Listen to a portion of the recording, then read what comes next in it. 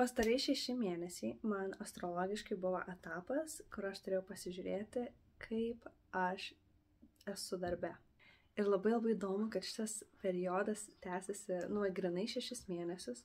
Ir pirma diena, kai jisai prasidėjo, buvo labai tvirtas apsisprendimas iš mano pusės eiti į darbo paieškas, į darbo iš vis apgalvojimą, apie ką man yra darbas ir kodėl aš, ką man jis reiškia, kad tai nėra tik apie pinigus, kad tai nėra tik tai, aš dirbu tik tai tam, kad išgyvent turėčiau iš ko. Ne, tai yra kažkas daugiau, bet kas. Ir aš visus tos 6 mėnesius ieškojau, kas tas darbas, apie ką jisai, kodėl jisai man toks svarbus ir kodėl jisai man tokia yra trigerinanti vieta gyvenime. Ką man yra fucking 29 metai, aš vis dar nežinau, ką aš noriu veikti gyvenime. What's up? Šiaip labai įdomu, nes aš atsimenu save dabar per interviu darbą, kuriuos turėjau pačioj pradžioj.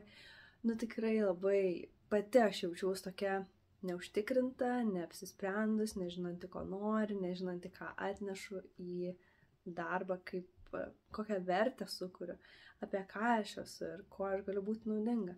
Man tai buvo viskas kažkur ore, kad tai yra, aišku, kad tai yra, bet aš nežinau, kas tai ir nežinau, kaip tai sudėti žodžius. Ir vakar buvo paskutinė šito etapo diena.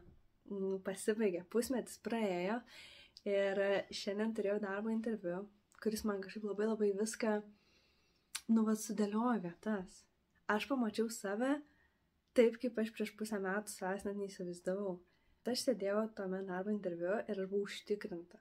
Aš buvau užtikrinta savim, aš buvau užtikrinta tuo, ką aš atnešu į darbovietę ir tuo, kuo aš galiu būti naudinga. Tas interviu nebuvo kažkas labai lengvas ar labai paprastas. Ne, aš ten kėliau iššūkius tiem žmonėms, kurį išnekėjau.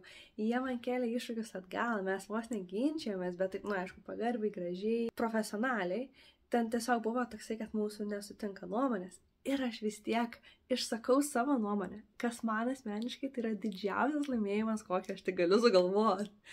Ir man pačiai buvo labai didžiulis šuolis į priekį, pamatyti save ir pajausti save darbo aplinkoj su žmonėm, kuriuo aš nepažįstu, bet kurie man yra kaip potencialūs darbdaviai. Save matyti tikrą, save matyti drąsią, save matyti pilnai įkūnijus savo tiesą, savo ašį, kad aš kalbu ir galvoju tą patį.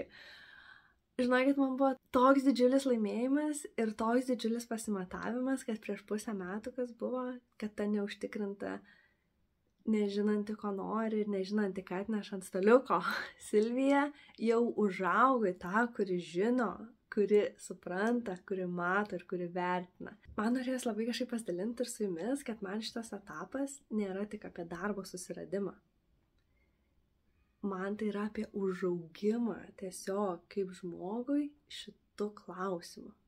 Apie savarankiškumą, apie atsakomybės prisiėmimą, apie savęs vertinimą, apie savęs pamatymą kaip žmogaus, kuris kūrė vertę. Ir man tai yra labai svarbu. Vat būtent šiti dalykai man yra laimėjimas. Man nėra laimėjimas, kad aš ten radau darbą. Jo, radau, ir ką, bet čia ne apie tai. Čia apie augimą, kuris įvyko iki to ir kuris vis dar vyksta, bet bent jau, aš kažkaip labai taip pajaučiu tos pusę metų, tą ciklą, kuris vyko, jisai pasibaigė ir jisai yra užbaigtas sėkmingai. Aš labai džiaugiuosi ir čia japinau 7 minutės, užteks.